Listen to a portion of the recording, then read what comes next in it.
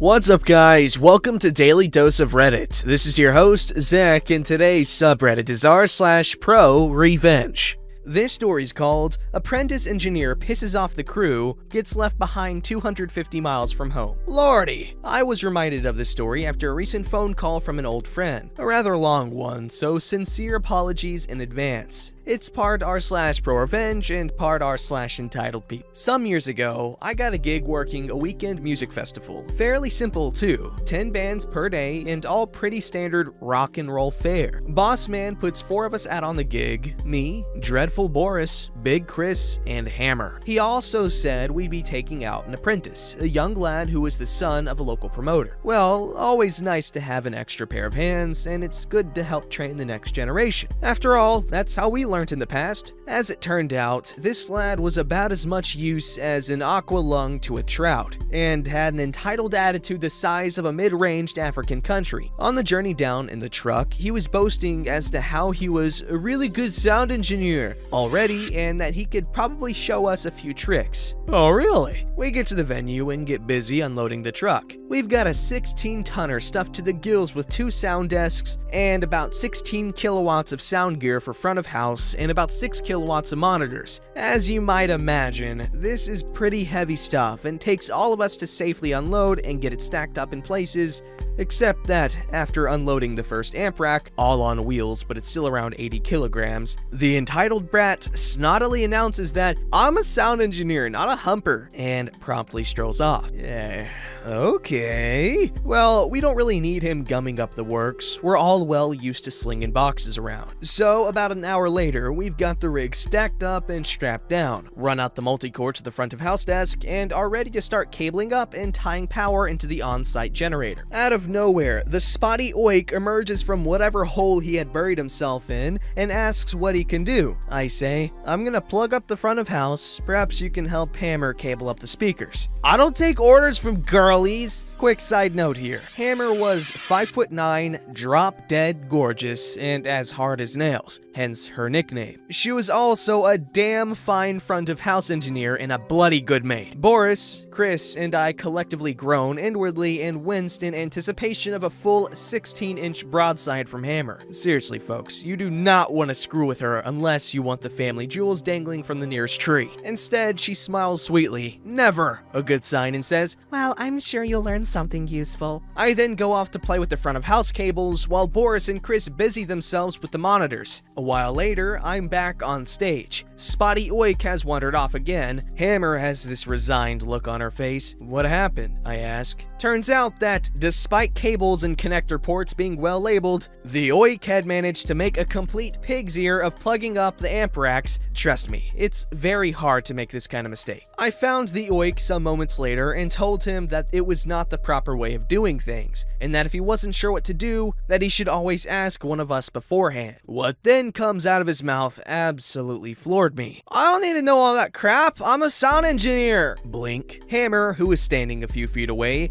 snorted derisively and rolled her eyes heavenwards. It took me a few seconds to process this particular nugget of stupid. Well, you have to know how all this works. It's part and parcel of the job. And as you're here to learn, I suggest you pay attention. Well, you're just a bunch of roadies. What do you know? Upon delivering this charming bon mot, he ambles off again, leaving me to retrieve my jaw from off the deck and Hammer barely able to restrain a fit of laughter that would have incapacitated a rhino. At a guess, this idiot thought he was going to be white gloving front of house for the whole gig. An hour or so later, we're all set up, and we now have a fair idea of acts that are going to be performing. In situations like this, you rarely get the opportunity of a full-blown sound check, so you have to rely on experience to set the desk up from cold. Luckily, we got the first act on stage a half hour before the kickoff, so I could quickly get a rough sense of the overall setup. A bit of exposition. It's convenient to reuse channels across acts, so I generally keep the first 20 or so channels for drums, bass, and guitars, and the last half dozen or so channels for vocals. If a band comes in with anything else, percussion, brass, Tibetan nose flutes, etc., we whack them on channels in the middle, keeping things nice, simple, and consistent across the board, and becomes important in a moment. The working procedure in show is also simple. Dreadful Boris and Big Chris run the monitor desk, and Hammer and I run front of house. We'll do 2 acts before handing over to the other, saves wear and tear on the ears, and when we're not running the desk, we'll handle setting up the stage for each act and troubleshooting where necessary, as well as doing runs for food and coffee in between. We also tasked the spotty oik with helping with the stage setups, which rapidly proved problematic. We finished the first act and aimed to do the turnover within 15 minutes. Generally, the incoming act will tell us their mic requirements, and we'll write up a mic plot, which then gets sent up to the front of house desk. Up comes Spotty Oik with the mic plot, and he goes back to help with the stage setup. As I'm checking each mic, I notice that I cannot hear the vocal channels. No sooner had I spotted this than Dreadful Boris comes on the intercom and asks me if I can hear the vocal channels. He can't hear them either. He then goes off to check the stage box where all the mics are plugged in. From all the way out front, I hear him shout, "Frick me!" Seconds later, he comes back on the cans. "Do you know what that fucking idiot has done? Only repatched all the vocal channels so that all the plugs on the stage box are lined up neatly one after the other. His words." "Ye gods." Boris rapidly repatches the mics and we're good to go again. A few hours later, and I'm starting my second shift out front. I won't bore you with my experiences of writing Herd on Spotty Oik on the stage shift, which, shall we say, was interesting. Currently on stage is a rather nice jazz septet. I love doing jazz. Give me a nice 20-piece big band and I'm a happy bunny. Up strolls he who shall not be mentioned and asks, "Well, can I have a go at mixing? I'm really good, you know?" Seeing as he's here to learn, I tell him he can take the next act under my supervision. This happened to be an acoustic duo, 2 guitars and 2 vocals. Even the most tyro engineer should be able to handle something so simple, right?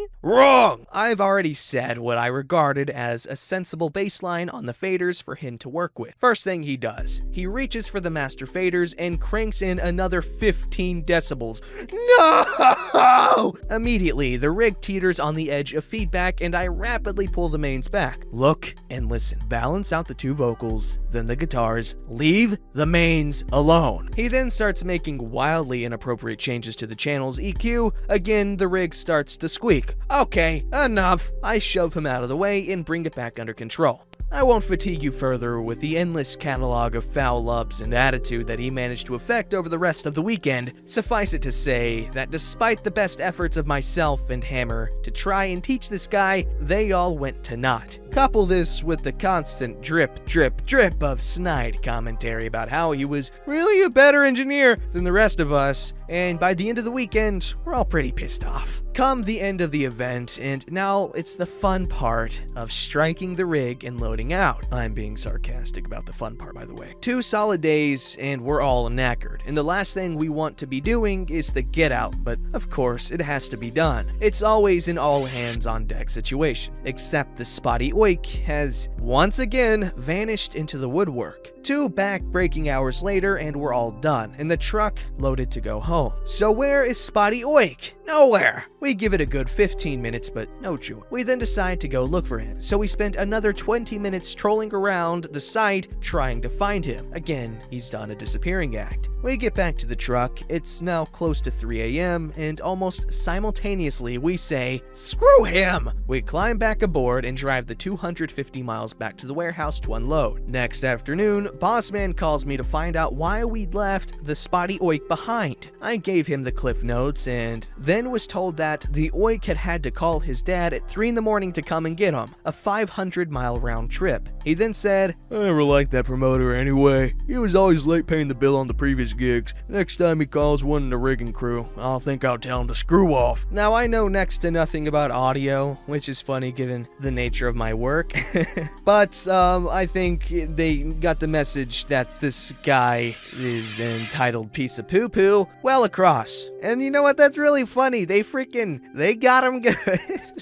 Yeah. That's what you get. You don't get to automatically start doing the cool part of the job without getting your hands dirty a little bit.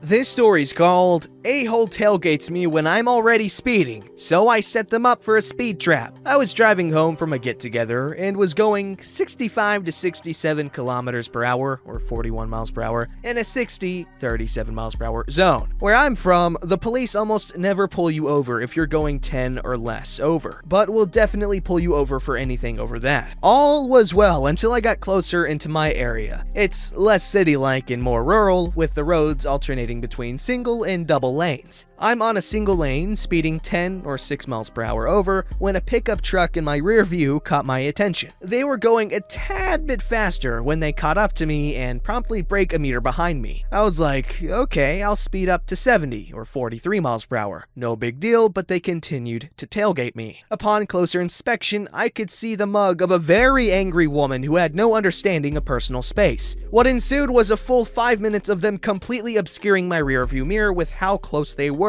I was tired and kinda hungover, so I really was not in the mood to be worrying about a potential car accident thanks to her driving. I was going to pull over to let her go around when Waze gave me a heads up that a police officer was reported up ahead. This was when I decided I'm gonna dole out some karma. I slowly dropped my speed from 70 or 43 miles per hour to 60 or 37 miles per hour, now at the speed limit. This woman was furious. Why she didn't just pass me, I'll never know. But she was literally going slightly over the midline, yelling to herself in my rear view, flashing her full brights in a weird show-offish way to get me to go faster. I did this for another minute before I realized Waze showed the cop was less than a kilometer or 0.6 miles away. I put on my turn signal, very slowly pulled over, and watched this woman flip me the bird as she whipped past me, disappearing over the hill, now going way faster than 10 kilometers over.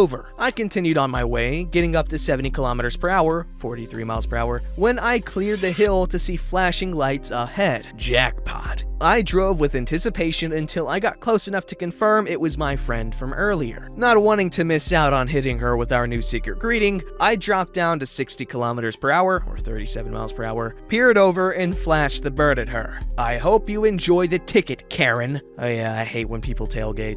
It's so stupid and dangerous. It literally does nothing for you. You're still stuck behind the person, you're at risk of getting a ticket, and you're at risk of causing injury to yourself or others. It's stupid. There's no reason to do it. This story is called Today I Fudged Up by Buying KY at Walmart. I went to Walmart to pick up some stuff. First item on my list, bottle of the old faithful KY jelly. I walked into the pharmacy section to find all that paraphernalia is now locked in a glass box. I stood there in disbelief. I have to ask for access to slip and slide now? Am I 14 again? Seriously? I was about to walk off, not wanting to ask a stranger to unlock the box. I mean, vegetable oil is cheaper anyway, right? But then a female employee just happened to walk by and ask if I needed the box opened. I sheepishly nodded my head yes, trying to not make any noise that would attract unwanted attention from the 20 people in the pharmacy line. So out of her pocket comes the loudest keychain full of keys I've ever heard. People in the toy section turned to see what the noise was and then made their kids look away. Everyone in the pharmacy turned and looked at me like, "Oh, Karen, look at that fat creepy guy who's too good to buy Jergens like normal people." So as she's unlocking the box, she bangs those keys all over the glass, making even more noise as she opens the door. In haste to get out of the situation as fast as possible, I reach in and grab my preferred sex jelly product and turn to leave. She yells at me, with everyone watching, "Excuse me?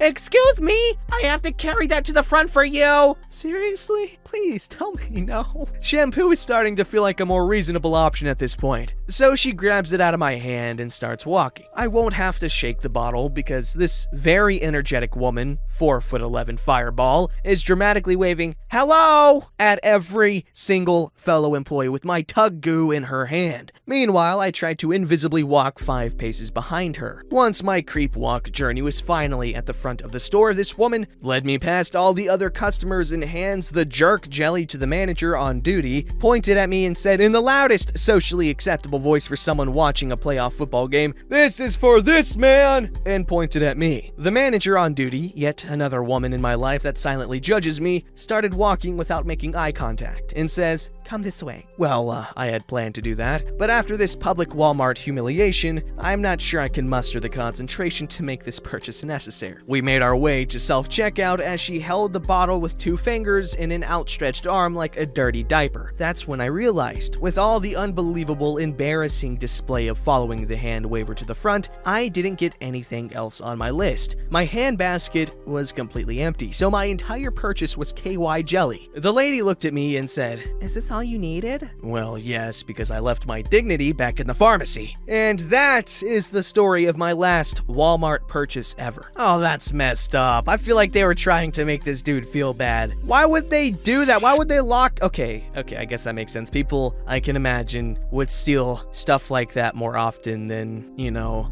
other things normally would be stolen, because a lot of people might not be completely comfortable with the idea of openly purchasing something like that. Don't forget to like, subscribe, and hit that bell to never miss an episode.